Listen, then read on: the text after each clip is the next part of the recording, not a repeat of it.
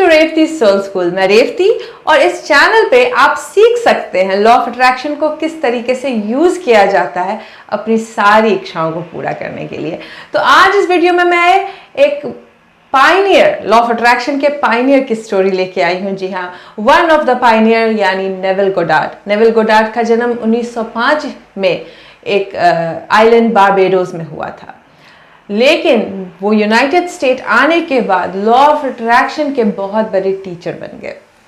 क्या है Neville Goddard की स्टोरी, किस तरीके से उन्हें एक्सपीरियंस हुआ लॉ ऑफ अट्रैक्शन का, और वो किस तरीके से लॉ ऑफ अट्रैक्शन को यूज करके अपनी लाइफ बदले और कितने सारे अनगिनत लोगों की लाइफ बदले। आज इस वीडियो में इन सारी चीज़ों पे चर्चा होगी।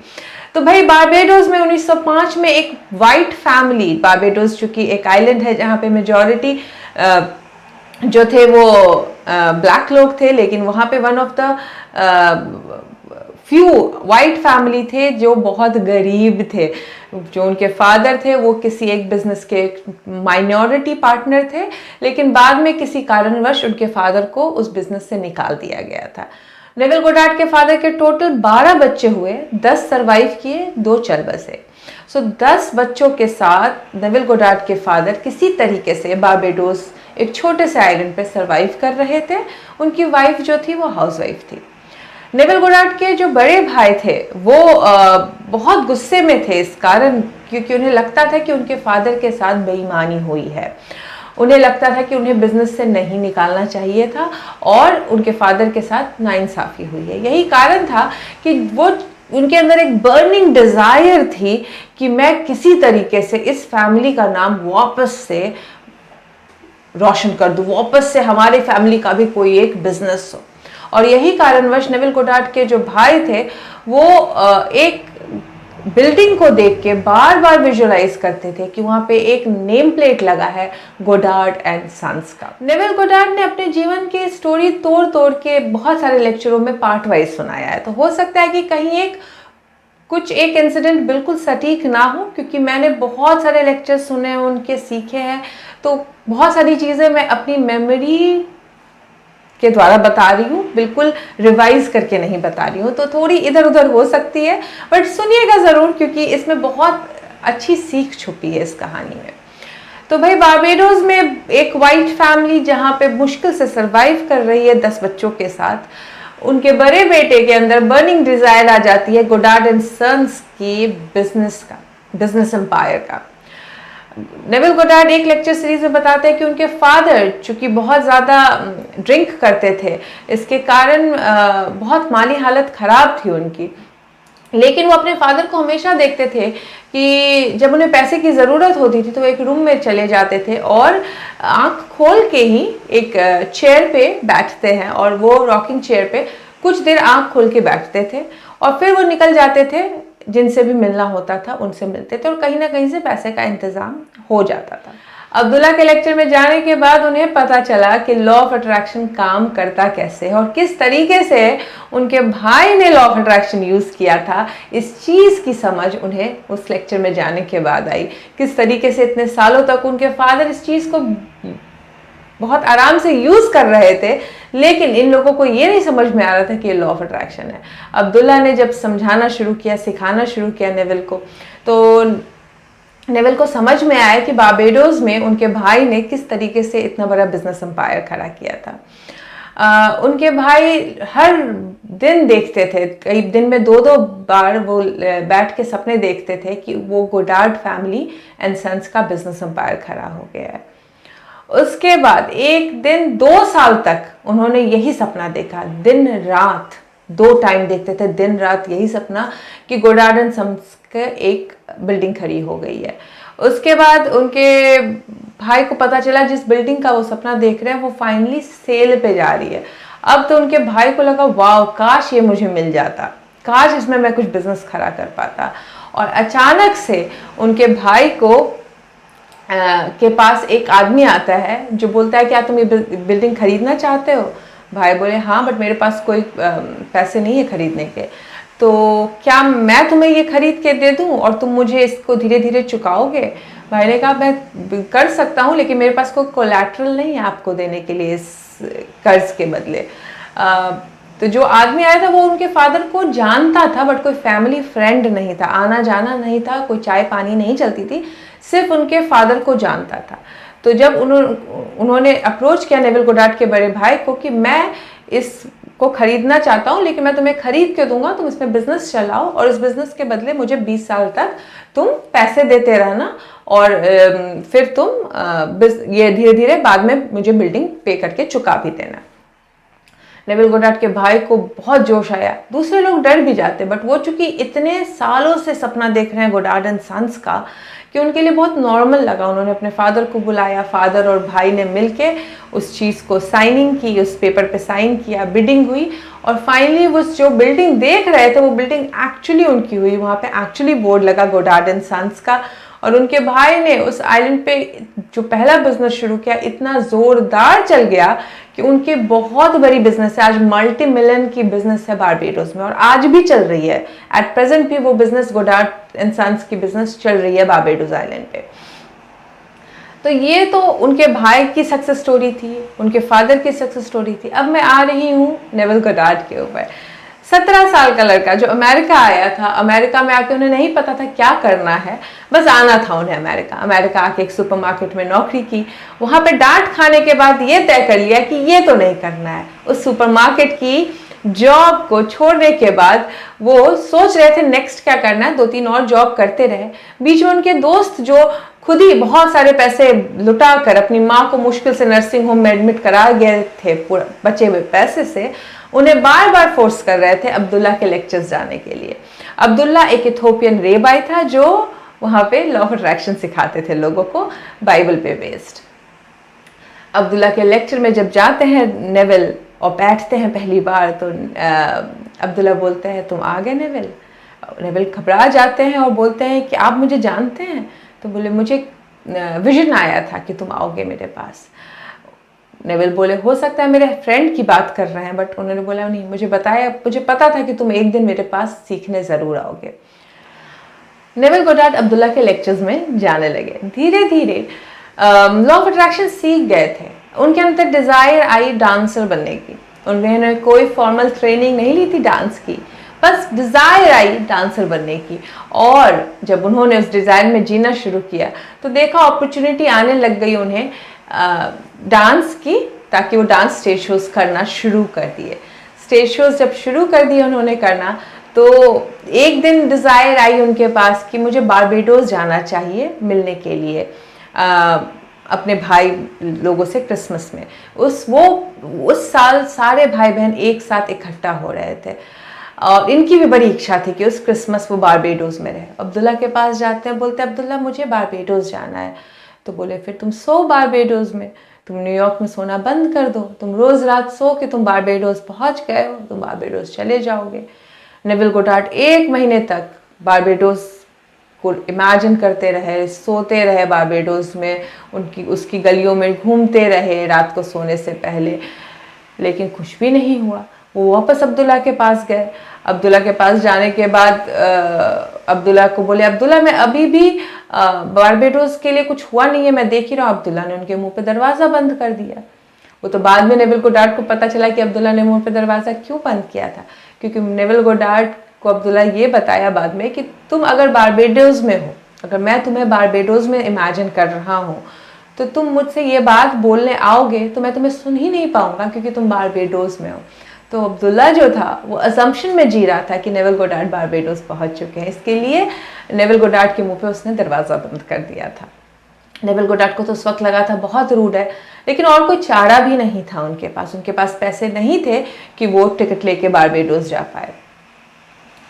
वो दिन रात सोते रहे इस असम्पशन में कि वो बारबेडोस में है। नेविल गोडार्ड बहुत ज़्यादा सेल्फ रिस्पेक्ट वाले इंसान थे, तो वो कभी किसी से कुछ मांगते नहीं थे। यही कारण था कि भाई इतने सक्सेसफुल होते हुए भी नेविल गोडार्ड ने अपने भाई से कभी हेल्प नहीं ली। तो कई एक लेक्चर में आप उनके सुनोगे जिसमें वो बोलेंगे कि मैंने अपने भाई से नहीं मांगा, मैंने अपने भाई से ये नहीं बोला। इससे पता चलता है कि नेविल गोडार्ड कभी भी दूसरों से हेल्प मांगने में बिलीव नहीं करते थे, वो असम्पशन में जीना ज़्यादा प्रेफर करते थे। और वो बारबेडोस में सोना शुरू कर दिया, बारबेडोस की गलियों को इमेजिन करना शुरू कर दिए। सोते तो न्यूयॉर्क में थे बट खुद को इमेजिन करते थे कि वो बारबेडोस में है। और फिर एक दिन उनको तार आई उनके भाई की तरफ से कि बोले कि इतने सारे भाई बहन जुड़ रहे हैं, सिर्फ एक तुम नहीं आ पा रहे हो, तो मैं तुम्हें टिकट के पैसे भेज रहा हूँ और तुम इस टिकट के पैसे से बारबेडोस आओ, ये क्रिसमस हम साथ में एंजॉय करेंगे। और ये पहला लेसन था, ये पहला बिग अचीवमेंट था नेविल गोडार्ड के लिए, ये लॉ ऑफ अजम्पशन को सीखने का। वो फाइनली उस क्रिसमस बारबेडोस में एंजॉय करते हुए जीना शुरू किए। वहाँ गए, उन्हें फर्स्ट क्लास की टिकट नहीं मिल रही थी, सेकंड क्लास की टिकट मिल रही थी। फिर वो इमेजिन किए कि वो फर्स्ट क्लास में है, फिर उनको बम्प्ड अप कर दिया गया शिप में फर्स्ट क्लास में, और वो फर्स्ट क्लास से गए बारबेडोस। और यहाँ से नेविल गोडार्ड मैनिफेस्टेशन पे मैनिफेस्टेशंस करना शुरू कर दिए। वापस आने के बाद तो वैसा इंसान जिसकी कोई फॉर्मल डांस ट्रेनिंग नहीं थी, जो सिर्फ ट्रूप्स में डांस करता था, सडनली लॉ ऑफ अट्रैक्शन के कारण बहुत बड़ा डांसिंग स्टार बन गया। उस समय में जब इतनी हालत खराब थी सेकेंड वर्ल्ड वॉर के बाद, फिर भी नेविल गोडार्ड के जो डांसिंग शोज थे वो सोल्ड आउट होते थे। उस वक्त वो $400-500 मंथ का कमाते थे सिर्फ डांस परफॉर्मेंसेस देके नेविल गोडार्ड। उनके बहुत सारे फोटोज हैं जिसमें आप देख सकते हैं कि नेविल गोडार्ड किस तरीके से डांस परफॉर्मेंस दे रहे हैं। नेविल गोडार्ड की शादी हो गई थी 19 साल में ही। 19 साल में जब वो शादी किए थे तो उनकी बीवी के साथ उनकी जमी नहीं थी, और 1 साल बाद ही दोनों अलग हो गए थे। बीवी भी उनकी अमेरिका में ही रहती थी और उनका एक बेटा भी था उस पहली बीवी से। डिवोर्स नहीं हुआ था लेकिन दोनों अलग रहते थे। नेविल गोडार्ड डांसर बहुत बड़े हो गए, बहुत अच्छा परफॉर्म करना शुरू कर दिया। फिर जब वो 35 के, वो कुछ 15 साल बाद उनको एक दूसरी लड़की से प्यार हो गया कि जो डांस पार्टनर थी उसे लगा कि अब ये शादी कर लेगा तो डांस छोड़ देगा, तो उसने पता नहीं किस कारण जाके उनकी पहली बीवी को बता दिया कि नेविल को कोई पसंद आ गई है और अब तुम डिवोर्स के लिए रेडी हो जाओ। जान के आग लगाया। अब वो उनकी बीवी जो थी वो बड़ी परेशान हो गई कि भाई मुझे छोड़ ना दे, और वो उस न्यूयॉर्क से उठ के चली गई दूसरे शहर में। अब यहाँ नेविल गोडार्ड एक और लॉ ऑफ अजम्पशन की बात बताते हैं। नेविल गोडार्ड ने अपनी बीवी से एक बार बोली डिवोर्स की, फिर वहाँ से कुछ जवाब नहीं आया। जब उन्हें पता चला कि दूसरे शहर चली गई है रहने के लिए ताकि डिवोर्स ना देना पड़े, तो नेविल गोडार्ड इस अजम्पशन में जीने लगे कि उनकी जो प्रेजेंट गर्लफ्रेंड है जिनसे वो शादी करना चाहते हैं वो उनकी गर्लफ्रेंड से वाइफ बन चुकी है। एक दिन उनकी वाइफ दूसरे शहर से न्यूयॉर्क आई और नेविल गोडार्ड को फ़ोन आया उनके घर पे कि तुम पुलिस स्टेशन आओ। नेविल गोडार्ड की इच्छा नहीं थी बट बोले क्यों आओ? बोले देखो तुम एक पब्लिक फिगर हो और तुम अब नहीं आओगे तो मीडिया में बात जा सकती है, तुम्हें आना पड़ेगा क्योंकि तुम्हारी जो वाइफ है वो अभी कोर्ट में जाने वाली है क्योंकि वो शॉप लिफ्टिंग में पकड़ी गई है। किसी जगह गई होगी, उसे कुछ पसंद आ गया होगा, उसने चोरी करने की कोशिश की और वो जेल चली गई है। नेविल गोडार्ड वहाँ गए। नेविल गोडार्ड से जज ने पूछा कि तुम इसके बारे में कुछ बोलना चाहते हो? तो बोले कि देखिए ये बहुत अच्छी माँ है, बहुत अच्छी वाइफ है, गलती से हो गया होगा इनसे, इन्हें माफ़ कर दीजिए क्योंकि मैं नहीं चाहता कि इनकी एक गलती के कारण मेरे बेटे के ऊपर कोई असर पड़े।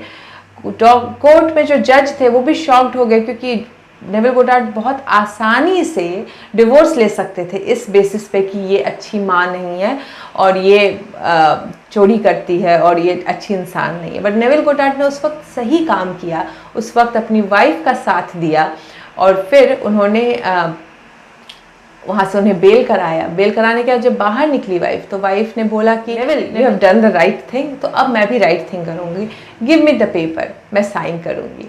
और यहाँ नेविल गोडार्ड का डिवोर्स हो गया बहुत आसानी से अपनी वाइफ के साथ और फिर उन्होंने दूसरी शादी कर ली जिससे उन्हें एक बेटी हुई। तो नेविल गोडार्ड की 2 वाइफ है, पहली वाइफ से बेटा है, दूसरी वाइफ से बेटी है। उसके बाद नेविल गोडार्ड लेक्चर्स देना शुरू कर दिए। जब वो डांसर थे तभी धीरे धीरे उनके लेक्चर्स फुल होने लग गए, उन्होंने बुक लिखनी शुरू कर दी और वो धीरे धीरे बन गए लॉ ऑफ अट्रैक्शन सिखाने वाले। बाइबल को तोड़ मरोड़ के वो बताते थे किस तरीके से बाइबल में दिया है लॉ ऑफ अट्रैक्शन यूज़ करना, और एक बाइबल का एसोटेरिक मीनिंग सिखाना शुरू कर दिया उन्होंने लोगों को। बहुत पॉपुलर हो गए। उस वक्त बोला जाता था कि उनके नेटवर्थ कुछ $500,000 का था, उनके बैंक अकाउंट में $500,000 पड़े रहते थे। उनके भाई कि चूंकि कोई बच्चे नहीं थे, उन्होंने शादी तो की थी बट उनका कोई बच्चा नहीं था, तो वो जो भाई की प्रॉपर्टी थी, जो उसमें से सारे भाई बहनों को शेयर मिला। तो उनके जो बारबेडोस का बिजनेस है उसमें भी उनको शेयर मिला।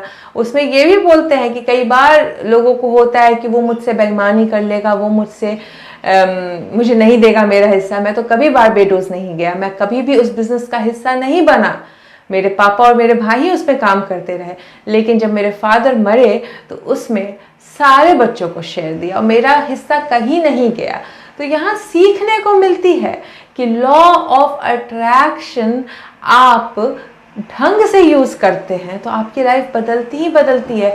वो 17 साल का लड़का जिसने सिर्फ डिसाइड किया कि अपना कुछ करूंगा 17 साल की उम्र में, सही गाइडेंस का वेट किया, अब्दुल्ला के रूप में टीचर मिला उसे, और किस तरीके से अब्दुल्ला ने उनकी पूरी ज़िंदगी बदल दी।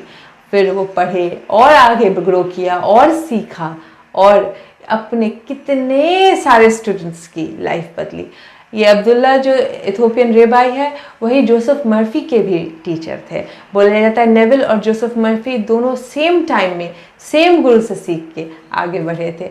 जो अब्दुल्ला रेबाई, उनकी कोई भी फोटो नहीं है, सिर्फ अननोन वे में जाना जाता है क्योंकि उनके पास मिस्टिकल पावर्स थे, बोला जाता है वो थोड़े मिस्टिक थे, और बोला जाता है कि एंड के समय में अब्दुल्ला वापस इथोपिया चले गए थे। तो नेविल गोडार्ड की ज़िंदगी से आपको ये सीखने मिलता है कि आप जो चाहे वो पा सकते हैं। आप भले ही ट्रेंड डांसर नहीं है बट आप डांसर बन सकते हैं अगर आप इस अजम्पशन में जिएंगे कि आप डांसर हैं। तो आप जो चाहे वो पा सकते हैं, और कभी भी इस डर में ना जिए कि आपके साथ कभी कोई बुरा कर सकता है, क्योंकि जो अपने आप को स्पिरिचुअल वे में जीता है, जो दूसरों का भला करता है, उसका कभी भी बुरा नहीं होगा। वो चाहते तो अपनी बीवी को इसका आरोप लगा के डिवोर्स भी ले सकते थे, बट उन्होंने उस वक्त राइट चीज को चुना, उस वक्त अपनी बीवी को चुना जो उसके बेटे की माँ थी, और निकाला। अपने ग्रीड में नहीं आए कि मुझे जल्द से जल्द शादी करनी है, और इसका नतीजा ये हुआ कि उन्हें डिवोर्स भी आराम से मिल गया। नेविल गोडार्ड अपने सारे स्टूडेंट्स को फुल्ली एंड कंप्लीटली सिखाते थे सारी लॉ ऑफ अट्रैक्शन की चीज़ें। उनके लेक्चर्स में जो लोग आते थे हमेशा बेनिफिट लेके जाते थे। उनकी जो बुक है लॉ एंड प्रॉमिस, उसमें कितनी सारी सक्सेस स्टोरीज दी हुई है। वो पूरी की पूरी बुक सक्सेस स्टोरीज पे बेस्ड है। तो जो भी लॉ ऑफ अट्रैक्शन को एसोटेरिक वे में सीखना चाहते हैं, जो सिर्फ और सिर्फ अजम्पशन को समझना चाहते हैं, नेविल गोडार्ड से बेटर टीचर नहीं हो सकता है। होपफुली ये नेविल गोडार्ड की स्टोरी आप लोगों को इंस्पायर की हो। नेविल गोडार्ड की बहुत सारी सक्सेस स्टोरी है, जैसे वो कैसे आर्मी में चले गए थे और किस तरीके से आर्मी से निकाली गई थी। वो लेक्चर सीरीज थोड़ी बड़ी है जो मैंने 3 भाग में बांट के बनाया है आप लोगों के लिए, ऑलरेडी अपलोडेड है। नेविल गोडार्ड के प्लेलिस्ट में जाके ज़रूर देखिएगा। नेविल गोडार्ड के हर एक लेक्चर सीरीज से कुछ ना कुछ सीखने ज़रूर मिलता है। होपफुली आपको ये वीडियो पसंद आई हो और सीखा हो कुछ। नेक्स्ट वीडियो में मैं लेके आऊँगी और भी कुछ नेविल गोडार्ड की चीज़ें। मिलती हूँ आपसे नेक्स्ट वीडियो में। Take care, good bye.